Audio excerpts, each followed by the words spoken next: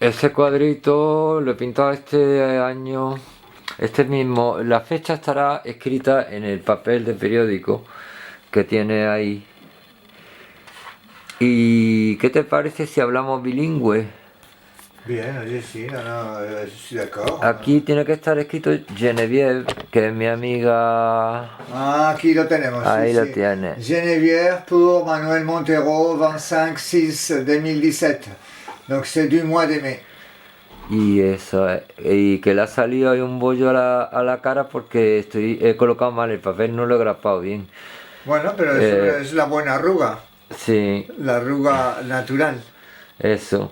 Está usted a contraluz, caballero. Ya soy la sombra de mí mismo, es que el tiempo no pasa en mano. La sombra de uno mismo. Con lo que hemos sido, Manuel, con lo que hemos sido. Sí, ya, Vamos a no. echar el tarot, No, amigos. ahora es cuando. Sí, vamos a ver.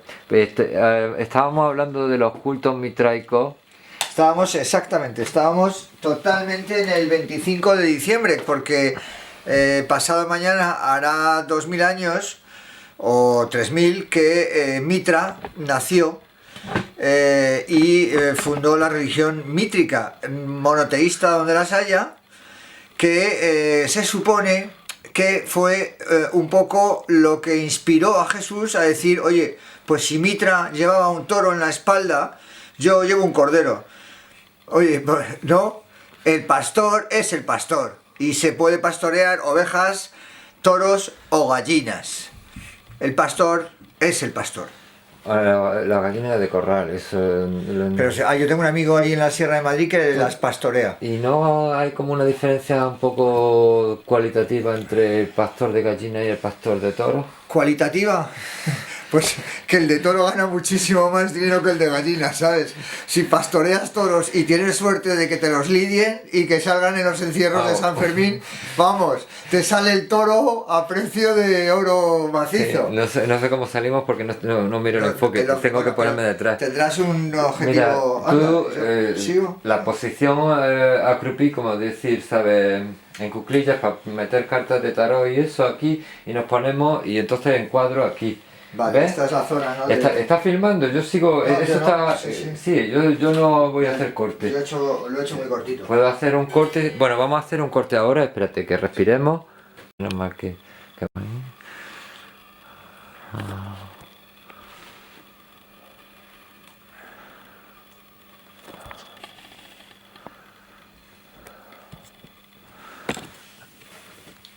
¿Dónde está esto?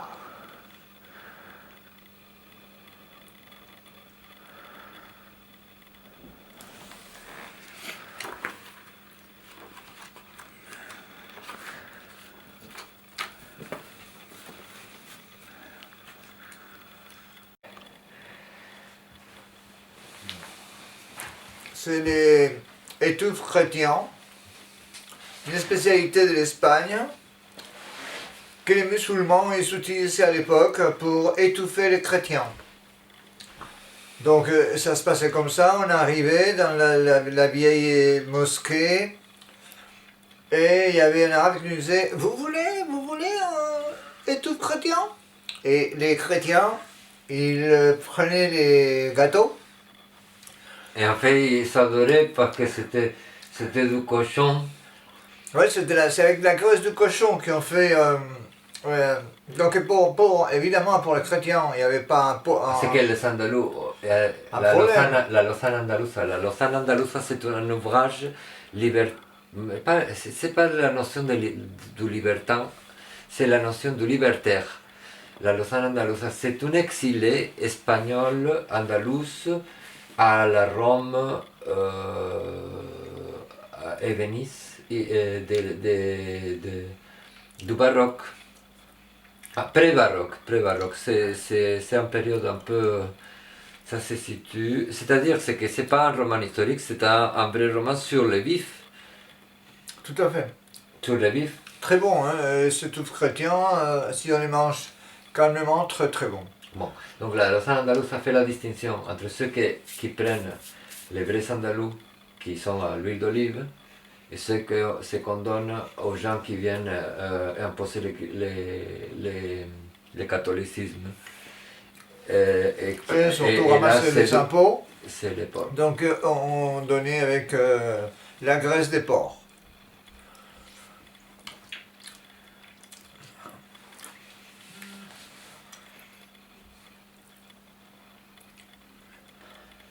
On a les propos, parce que comme vous savez, malgré qu'ici on a déjà évoqué le culte de Mitra, et maintenant c'est un tarot un peu hispanisant, 19e siècle, auquel on va faire parler, parce que Tino Trampoli, que je n'ai pas présenté, et c'est un évident artiste. J'ai quelques moyens de connecter avec les futurs et aussi avec les passés. Par exemple... la connaissance historique. Exactement.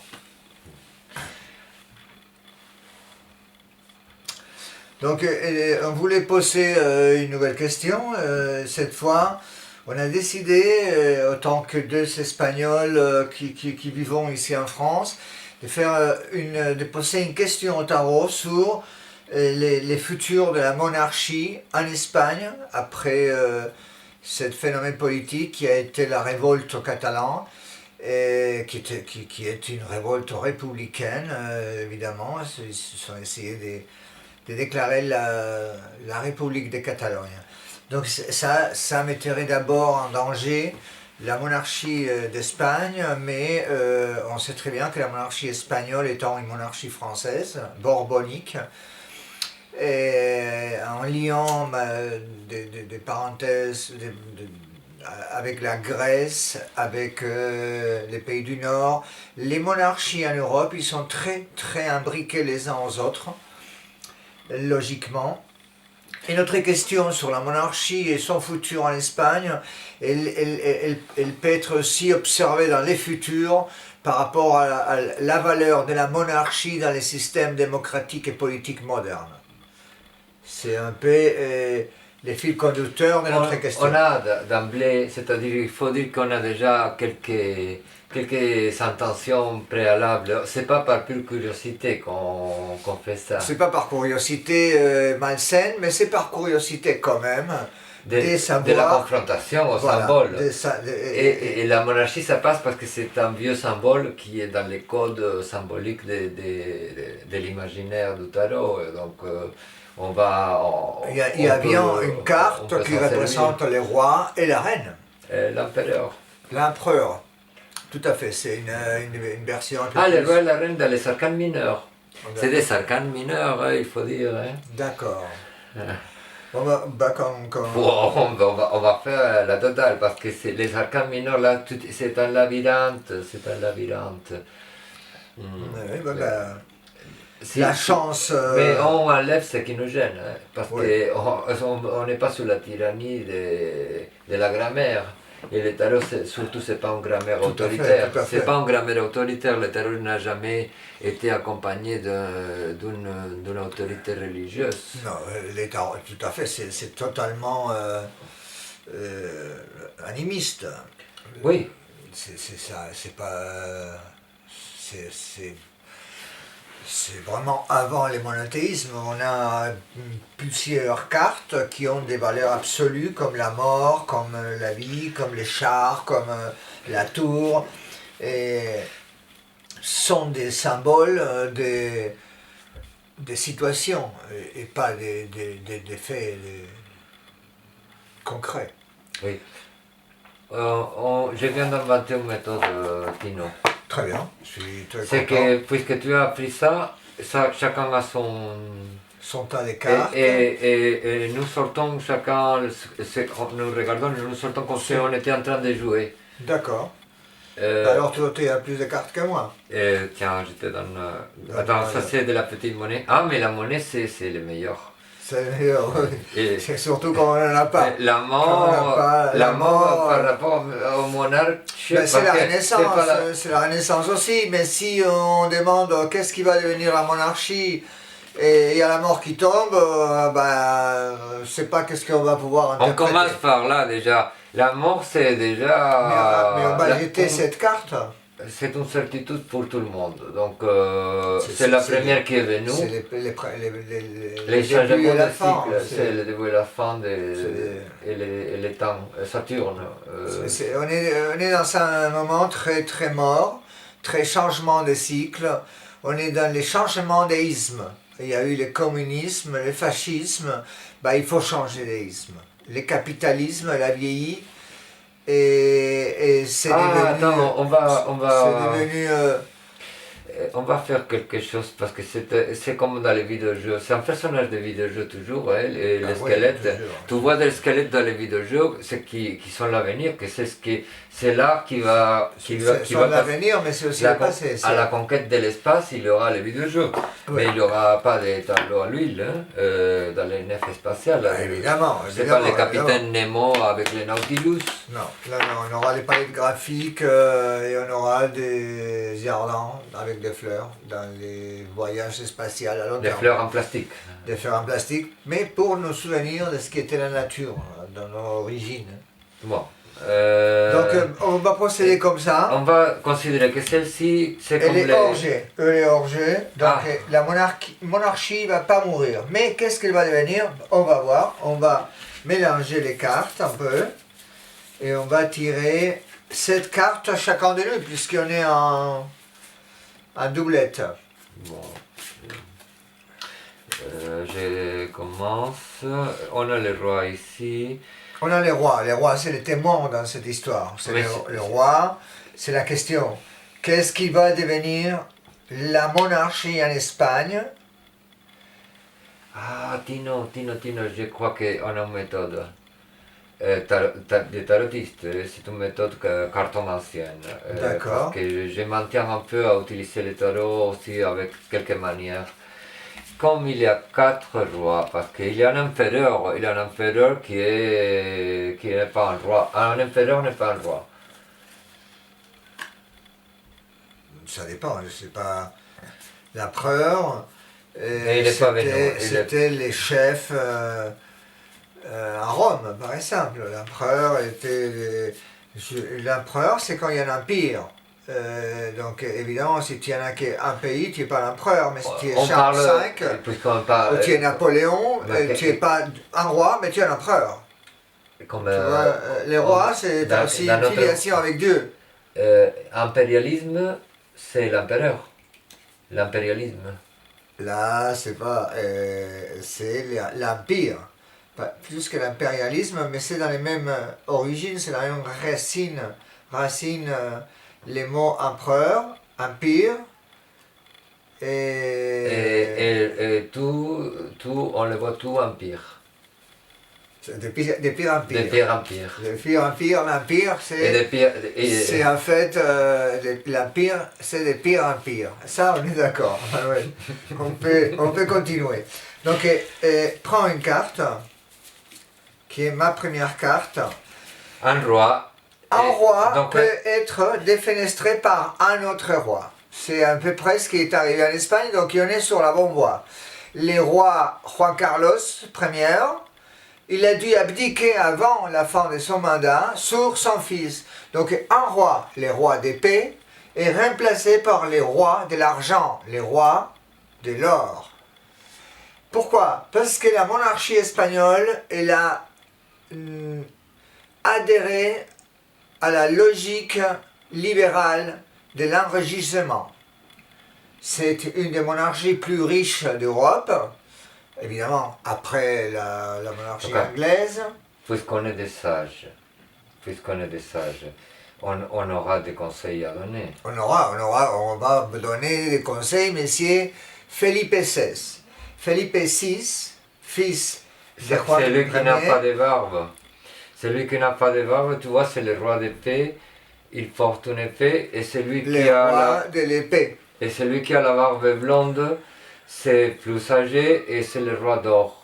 Le roi d'or, pourquoi le roi d'or? Parce que tout le monde l'adore. Ah, c'est le roi d'or parce qu'il est très populaire, tout le monde l'adore. Mais il n'est pas roi. Il a abdiqué sur son fils, qu'il a été à l'épée de la monarchie sur l'Espagne, épée qu'il a bien montré aux Catalans en disant l'Espagne c'est un pays uni et je ne vous laisserai pas les couper en deux. Donc on est tout à fait sur la question et la réponse. Je vais tirer une carte de ton temps. Comme toi, tu as tiré ma carte qui est les rois d'épée et les rois. Non, c'est pour que ça se voit. D'accord. Et les rois de l'or. Bon, il faut ajouter des choses parce que sinon, c'est pour articuler pour faire suivre les raisonnements. Ben, il faut tirer d'autres cartes. Je peux faire une petite réflexion sur ce qu'on a sorti avant. Ouais. Bon, c'est peut-être parce qu'on a tous des ressentis de type collectif politique qui nous cuisent, qui nous tiennent qui nous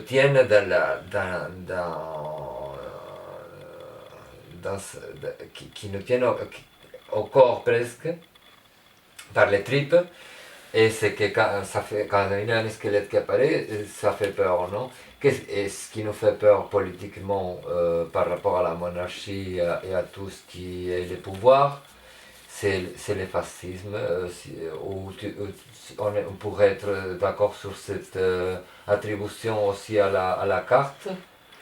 Oui, mais est-ce que ça correspond à la question de qu'est-ce qui va devenir la monarchie? Est-ce que tu penses qu'il peut y avoir un danger que la monarchie réavive le fascisme? Les monarchies, par contre, ils n'ont jamais été en rapport avec les dictatures. C'est pas dans la dictature que les rois eu l'heureux. Sauf les cas, évidemment, d'Espagne avec Franco, qui avait kidnappé les fils de Juan Ier. Et Juan Carlos, il a été kidnappé par Franco, éduqué par Franco et catapulté par Franco dans ce qui a été son projet de suite, son projet de monarchie constitutionnelle. Mais je crois qu'on pourrait sortir des cartes de façon à nourrir un peu la question, de façon totalement, voilà, par exemple, je vais tirer une carte de ton tas. Cette carte, c'est et qu'est-ce qui va devenir? Là, on a compris que cette père abdiqué comme roi et il y a eu une continuité et cette cheval d'épée. Donc ça c'est Franco, le franquisme. On pourrait très bien penser que cette carte représente les origines de la monarchie en Espagne. La guerre civile, la mort et l'imposition de la monarchie comme système politique et démocratique, monarchie Donc on la met le plus loin constitutionnelle. possible, on va la mettre là. Attends, Là. pas avec les Là, voix. parce que quand même, c'est la croix de la vallée de Caídos, el Valle de los Caídos, et elle est en haut. Donc Franco, il est encore en haut de la mémoire. Parce qu'on va trouver cette européenne. carte peut-être qui aille.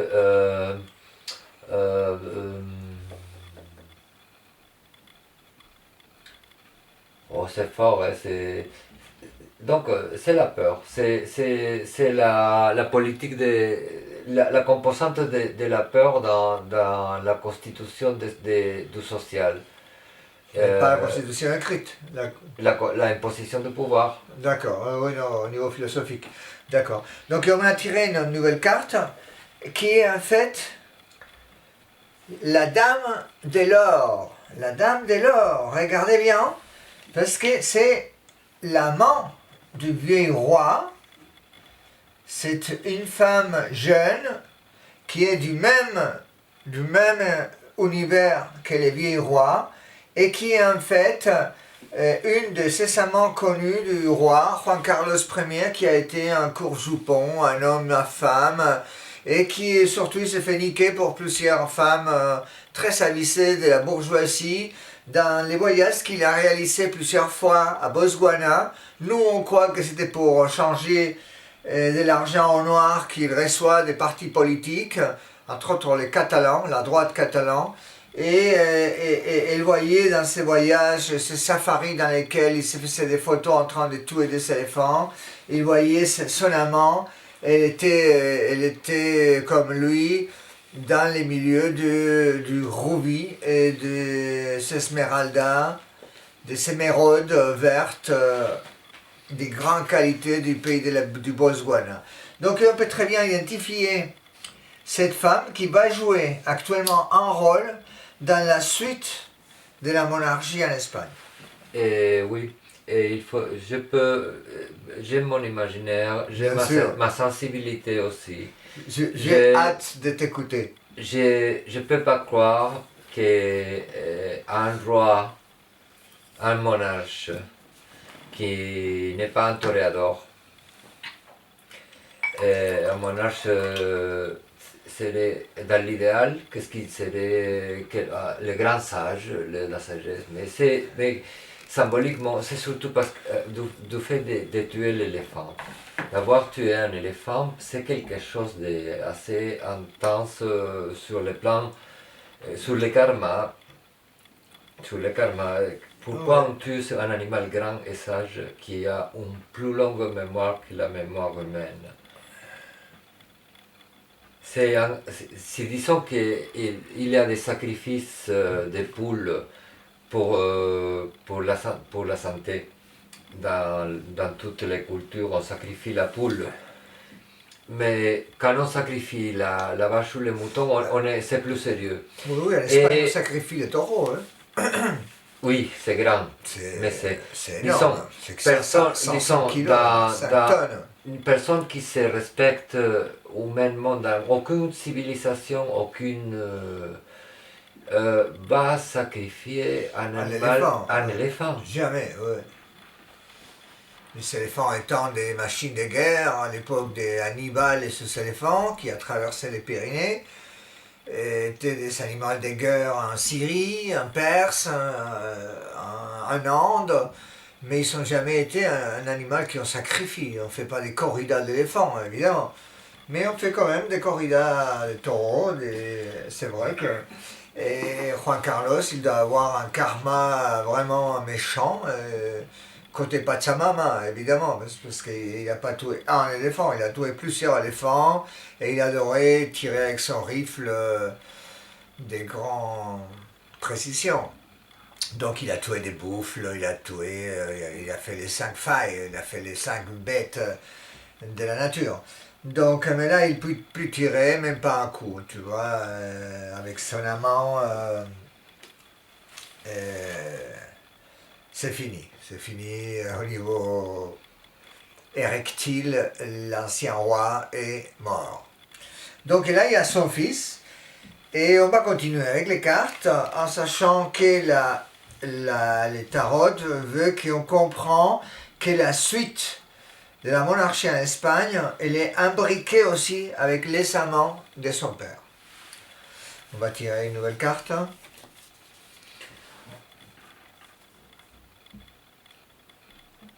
Tu sais laquelle c'est? Non, c'est Lassar. On peut prendre ça. Ça, c'est pas des êtres. Oui, c'est quoi? C'est des vidéojeux? C'est des vidéojeux, je sais pas, c'est les 9, Attends, mets-le par là. 7. Donc on a, c'est quoi? Ça c'est Felipe, je sais pas, Felipe. Non, ça c'est... Ah oui, le roi de paix, c'est Felipe VI, le sixième Philippe. Philippe VI. Et donc, au lieu d'une femme, ce qu'on a ici, c'est des trucs de vidéojeux, non? C'est ça? Oui, à peu près, on a 7 des coupes et un tweet des épées. Et on peut, si tu veux, on cherche plus pour trouver une femme. Ou un homme, je sais pas, parce qu'il n'est pas forcé de... En tout cas, moi, ça me fait penser à l'échiquier politique actuellement. Il y a environ entre 7 et 8 partis politiques qui sont en train de discuter dans le Sénat et dans l'Assemblée générale la suite de l'unité constitutionnelle de l'Espagne. Et c'est très curieux parce qu'on dirait que ça devient un acte théologique. Donc il y a à peu près ça, 7-8 formations. Selon on compte les partis populaires, il a perdu tellement des voix en Catalogne qui compte même pas comme un parti, il a eu les 3%, donc il n'est pas en situation de décider la suite de la Catalogne, mais par contre il en a plus de 50% des voix dans le reste du pays. Donc c'est à peu près l'échiquier politique qu'il est représenté entre cette Espagne qui fait la fête et qui boit, et cette Espagne qui vit sous l'épée de Damoclès. Bon, on va tirer une nouvelle carte, là de Tonta. Et voilà, là on a la reine, la mère du roi.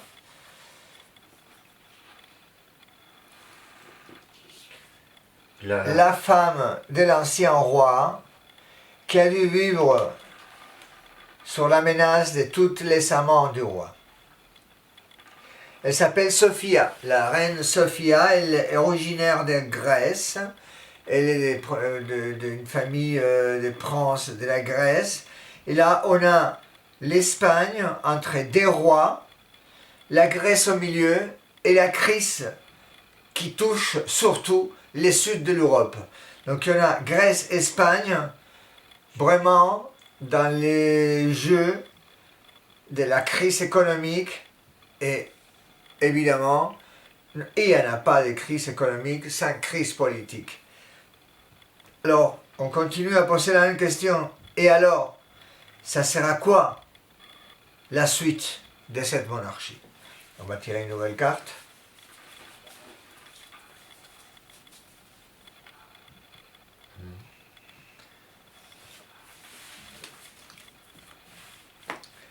Voilà, c'est les fous.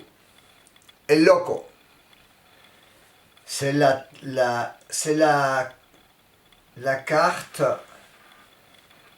vous voyez, les chiens mordre les fous, mais les fous, ils ne sentent même pas l'attaque du chien. Donc on peut comment tu pourras définir ces situations, Manuel? Je suis perplexe, je suis perplexe.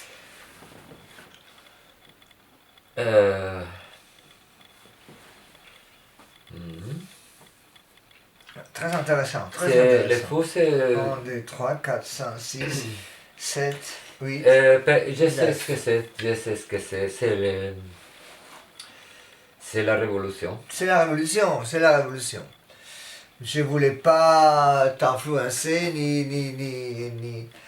mais c'est clairement la folie, c'est les non-sens, on n'a pas peur de la douleur, même si les chiens nous mordent, on va continuer notre chemin. On a un vécu qui est représenté par les sachets que les fous portent dans sa baguette. Donc, et c'est acquis, c'est la mémoire populaire, c'est la mémoire historique. Ça un peu de pitié, la folie? Pitié dans quel sens? Compassion. Compassion. Mais pour cette folie, pour... Parce que c'est fou, c'est pas les rois, hein? Non, c'est pas les rois. Il est pas fou, hein, parce que... C'est la question qu'il a posée, c'était qu'est-ce qui va se passer avec cette situation d'une reine grecque entre deux rois, son fils et son mari, et la suite. Et on voit que la suite, c'est de la folie. C'est de la folie, c'est clair, la réponse des tarots, il est définitive. C'est la folie totale, c'est la révolution.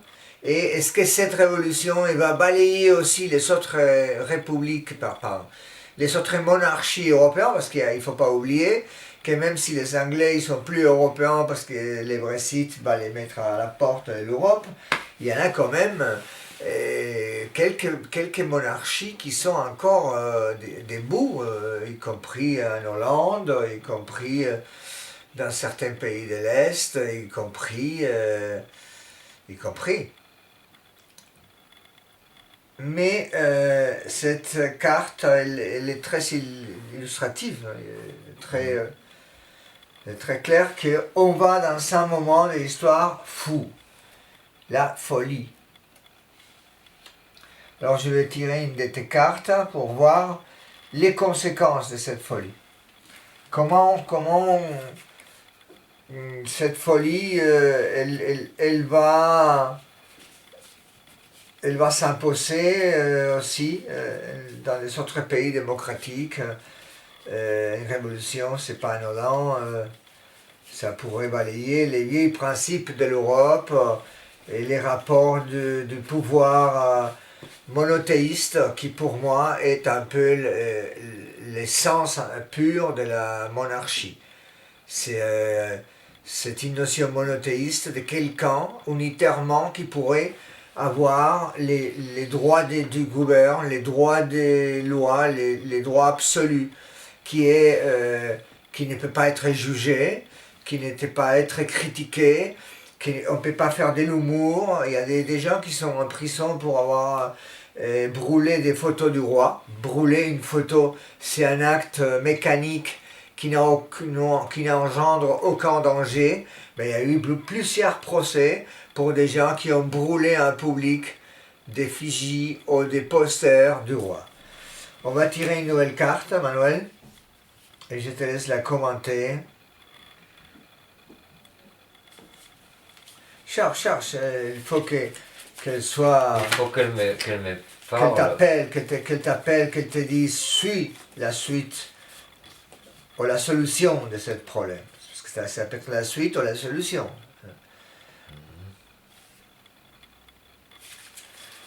Alors la solution c'est la justice, c'est les as d'épée.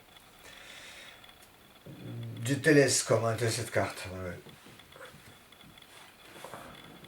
Ce qui serait juste. Je ne sais pas si vous la voyez, c'est la carte qui pourrait être la suite de cette révolution.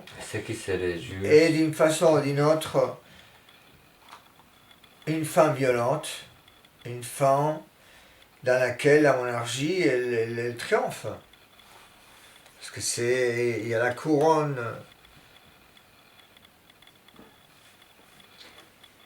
On pourrait dire. C'est la police, c'est la violence. C'est la police, mais la police du roi. La répression. C'est la répression en Catalogne. Les militaires même, à l'extrême. C'est les militaires dans la rue, mais qui vont défendre la couronne. Pourquoi? Peut-être parce que la monarchie elle est très très très populaire en Espagne. Les rois ont choisi comme épouse une femme de la plèbe, une femme divorcée, une femme dans sa famille il y a eu un suicide, une femme qui a été journaliste engagée, qui a été dans les terrains, qui s'est manifestée plusieurs fois comme une femme républicaine. Et on pourrait avoir un bouleversement des faits et retrouver que les rois, après avoir abdiqué, deviennent chefs de gouvernement dans des votations populaires, parce que lui il revendique par exemple la création d'un parti royaliste et il se présente dans des élections libres, ces élections qui suivront à la folie et qui seront finies par la justice et la force. Et qu'on voit naître Ya está filmando. Bueno, empiezo resumiendo que hay una parte de la filmación que se ha perdido y habíamos quedado en el as de espadas que era... si en un momento dado había aparecido lo que habíamos hablado de la locura total y tal, y luego cuando de nuevo aparece la de espada, ya la espada supone el enfrentamiento entre toda la familia, la familia social, ¿no? Por así decirlo. Sí, el vínculo esa revolución que está pendiente y que... Y es una ruptura del vínculo social. Sí. Bueno. Pero nos habían salido unas cartas que parecían solucionar ese tema, por una especie de pacificación. Sí, entonces... nos habían salido unas cartas, yo no sé, con un personaje de Rosa o algo así, que era como la socialdemocracia. Y como que y yo había entonces caído en la cuenta, yo había dicho, como el rey es Hitler, flexible El y... loco.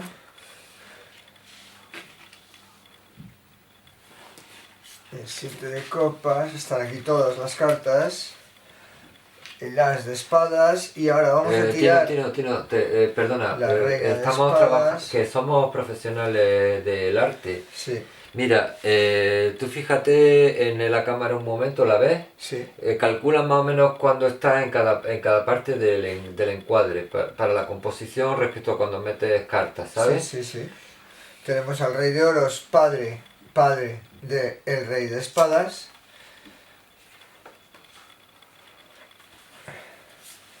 Y vamos a proceder a tirar la última carta que podría explicar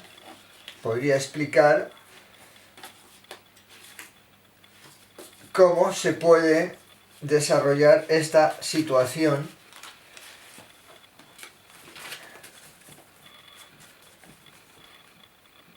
Voy a mezclar las cartas. Yo me perdí un poco ahora mismo, ¿eh? Sí, nos queda una carta que tirar que nos va a dar la pauta o nos va a poder explicar cómo esta situación revolucionaria loca con respecto a la familia monárquica, en la que la última carta es la espada, la justicia, cómo se podría desarrollar. Entonces vamos a tirar una última carta, elígela. Si no, cógela tú, busca que notes la vibración. Espera que la voy a anotar. Yo hago como los magos. Sí, ¿no? Notas el peso específico. Oh, así de revés y hasta que me quede parado. ¿Vale? Sí. Ya esto es un arcano mayor. Hombre, claro, es la rueda de la fortuna. O sea que es esta carta, la rueda de la fortuna, en este caso es muy difícil de interpretar porque representa un poco la evolución de un proceso, la suerte que va y que viene. No resuelve exactamente el conflicto, lo deja en el aire, lo deja en suspensión. Es como si nos faltasen elementos suficientes para responder a esa situación de locura que ha generado una respuesta del poder y de la justicia.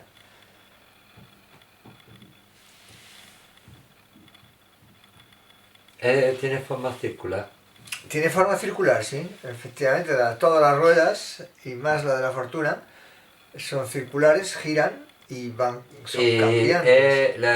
Es como la bandera gitana internacional de la Internacional Canastera. Ah.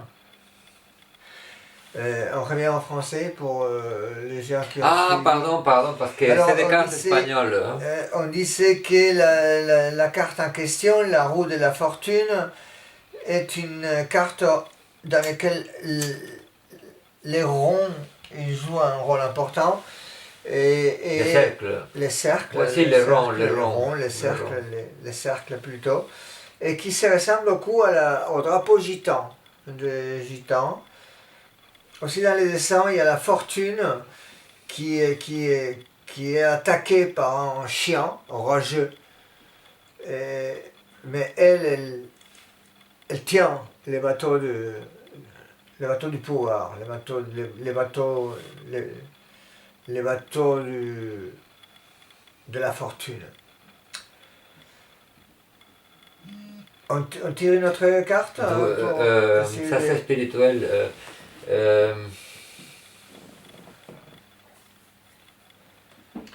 Les chiens, Les chiens, ils essayent de monter en haut.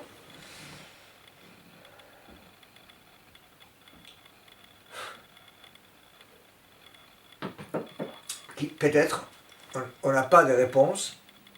La question continue à être d'actualité.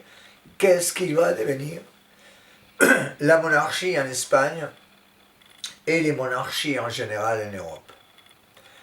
Qu'est-ce qui va être le futur de l'Europe et de notre société vis-à-vis du problème du monothéisme gouvernemental qui représente une monarchie. Bon les amis, j'espère que même si on n'a pas pu répondre d'une façon fermée et claire, que là c'est à vous de faire tourner ces trous de la fortune et de trouver votre position dans ce problème social et politique et une réponse finale au principe de la monarchie. Merci. À bientôt.